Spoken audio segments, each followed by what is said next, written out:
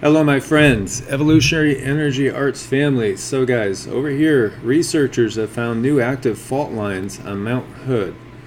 And so, this is something that is new and different, and it's a different type of quake potential.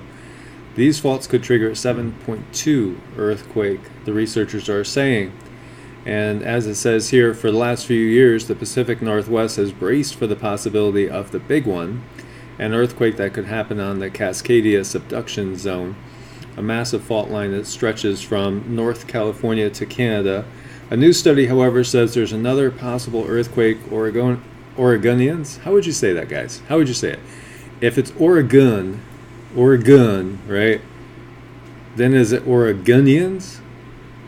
I think I usually hear people say Oregonians, right? So why would it change from Oregon to Oregonians?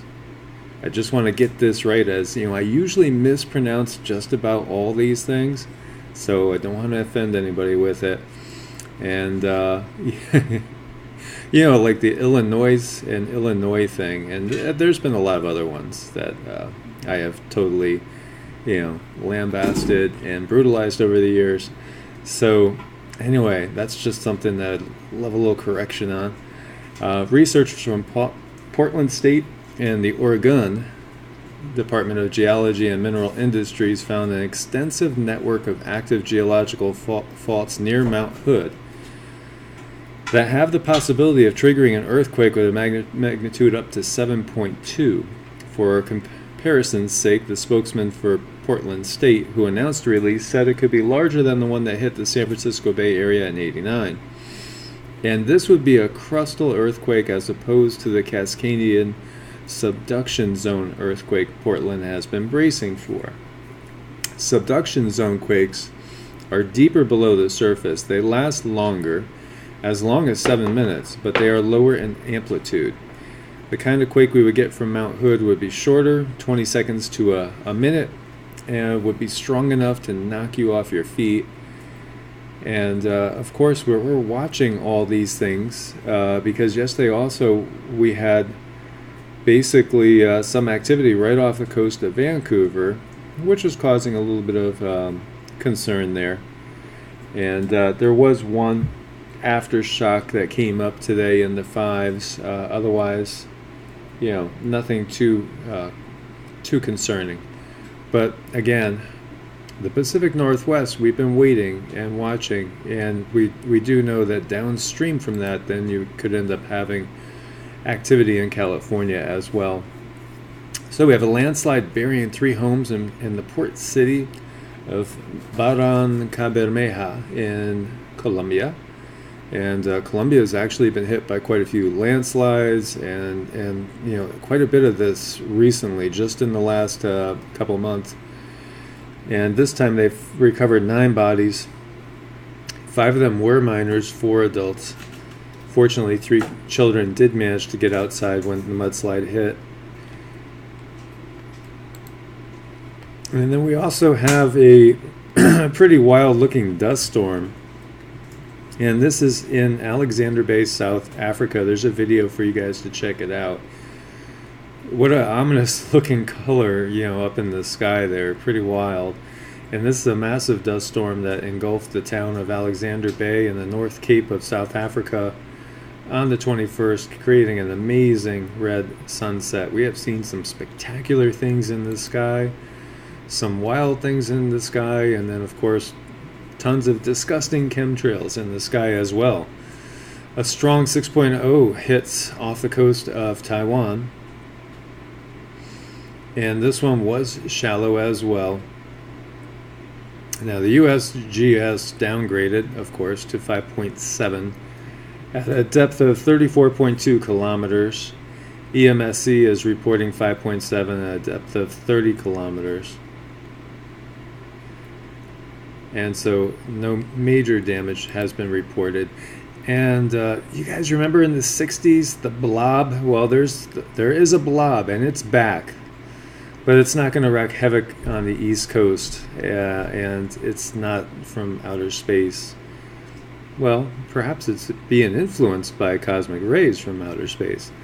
But this blob is basically an area of warmer than average ocean temperatures near Alaska, which does happen in grand solar minimums. So kind of something that we would expect. And this is one of the reasons why, you get this weird phenomena where Alaska, in many cases, we're going to be finding that Alaska is going to be warmer than, say, the Great Lakes region, for instance. And that's part of what does happen when we get into these time periods. And so this, what they call the blob, could spell wonky weather for the U.S. this winter. Yes, wonky is a good word. That's what we got. We're kind of used to crazy or wonky weather lately.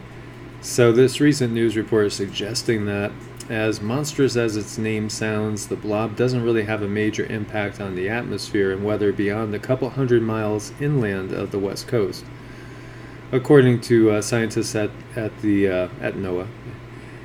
And so the blob was blamed for a dry spell in the west and for prompting endless snow on the east coast. But this is questionable and overly simple narrative, says Mike Halpert, the deputy director of the Climate Prediction Center at NOAA. And so we'll see how this affects things, but generally we should see a slightly abnormally warm weather in Africa and in Alaska. And last year it basically ended up bringing us, and this they say might have had a minor influence, but we don't know how much we really trust NOAA or NASA, or the USGS. It's one of those things where I guess we'll go with our gut instincts and what we think it's saying, as we've kind of lost a lot of faith in the experts, quote unquote. Many of us have, and from reading the comments, I think a lot of you guys have too. So Hurricane Willa is looking at category 4 status. It had gone basically 4 to 5 to 3, now back to 4.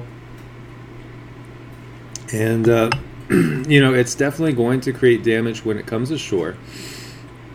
For the U.S., I think our biggest concern is really going to be in Texas, but you never know with these things. They're talking Hurricane Michael, and for the longest time, the most deaths that were reported were up in Virginia, which, Michael landed on the, panhandle, so kind of unusual, but you never know where, you could end up getting tornadoes and all these other issues coming out of the storm once it does hit. And right now, Texas is flooded big time, and so this rain could be very, very damaging and could cost lives, because that's what we've seen, so many lives lost too. There were lives lost to flood surge with Florence and with some of the other ones we've seen this year. And Hurricane Michael, it was the winds that made it look like Hiroshima and Nagasaki. And guys, tonight on our live show at 10 p.m. Eastern Standard Time, we are going to have a guest who has worked hands-on in rescue efforts, both in Florence's area and then moving down to Michael. And what he is sharing with Michael is extremely disconcerting, and I don't think that we're getting even close to the news of what's really happened and what is still ongoing down there. And so I would encourage you guys to take in tonight's show at 10 p.m. Eastern Standard Time, both on YouTube and on Freedom Slips Revolution Radio Studio A. There's a lot going on that we're just not hearing, and the situation down there is very dire and shocking, and so we will be sharing that tonight. And come ahead and join us and watch. As you see, this is what we're going to be looking, future radar. Lots of rain coming in, and actually this could end up being not a good scenario at all, and we'll keep an eye on it. So as this is saying, the National Weather Service is warning of renewed flooding risk ahead of midweek storms, and this is going to be due to the hurricane coming in and then basically creating tons and tons of rain potential. Not good, so keep our eyes open. Everybody prepare, as we have been doing. And over here there's a video, and it's this submerged car discovered 30 feet underwater following deadly flooding, and this is in Mallorca, Spain, which had some of the most incredible flooding that we've seen this year. Well, this car ended up submerged under 10 meters of water, 250 meters from the shore. So this is in water 30 feet deep, 750 feet from the shore. That's how strong the water was, and it pulled it out. That is crazy. And it's a video there for you guys to check out from AccuWeather. Cause of downtown Orlando water main break that submerged cars, flooded streets unknown. So what's going on there? You know, of course, there's nothing but sand really everywhere underneath Florida, and limestone for the sinkholes. So what caused this water main to break and caused a lot of flooding? Disrupted rush hour traffic, submerged cars, and prompted a boil water notice for residents. Well, they don't know, but things are slowly returning back to normal. And just one more thing for Florida there, because it's definitely been a tough year in many areas in Florida. And as we've touched on, the red tide is all the way up to, it's all the way up to Melbourne, on the Atlantic coast now, and it still is on the Gulf Coast too. It's the whole peninsula is circled with it now. And I know it's been causing a lot of breathing problems. And this is also, again, talking about the Spanish floods that we had seen. Just incredible. There's some videos in here too, for you guys to see. It's just wild. And again, think about that. Think about a car being pulled off the land and ending up 750 feet out in the water off the beach, 30 feet under. You just hope that, and apparently there wasn't anybody in it. Thank God for that. Incredible flooding. And so, if we're looking at Ventusky here, so this is something that could develop later on this week. We're looking at Saturday over here, and this is snow cover. So New England is going to be looking at some snow coming on in Maine, Vermont, New Hampshire, into New York State, and then actually coming on down into the Appalachians, down through Pennsylvania, West Virginia, Western Maryland, Virginia. And so we're going to see some snow. It's going to start looking a lot like Christmas and feeling a lot like it. And so guys, I wanted to share that with you guys. And then we got some kind of disgusting news, and that is that your poop is probably full of plastic. Yes, you heard me right. You are pooping plastic.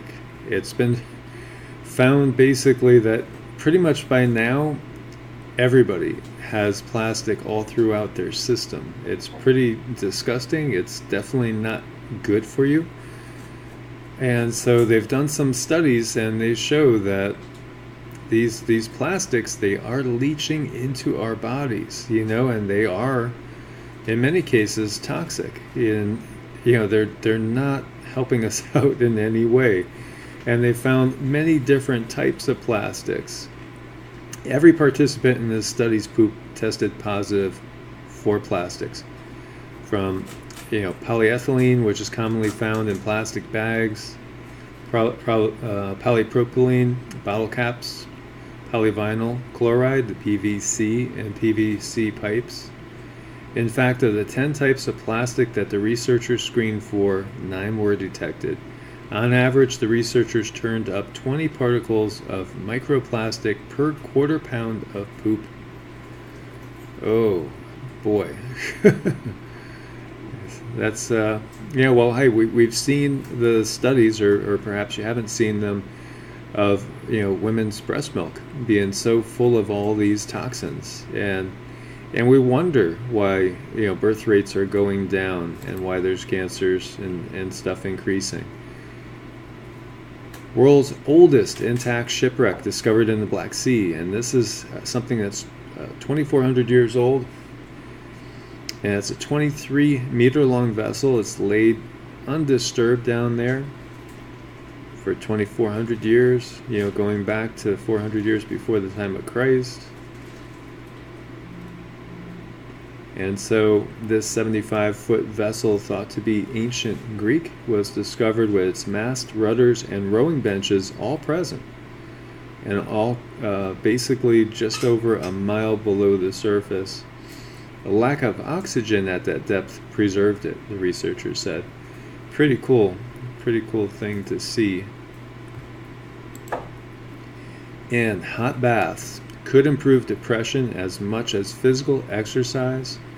And you may or may not want to include your little rubber ducky, but without a doubt, long soaks in a hot bathtub could help with depression. A small study has found that afternoon baths just twice a week produce a moderate but persistent lift to mood.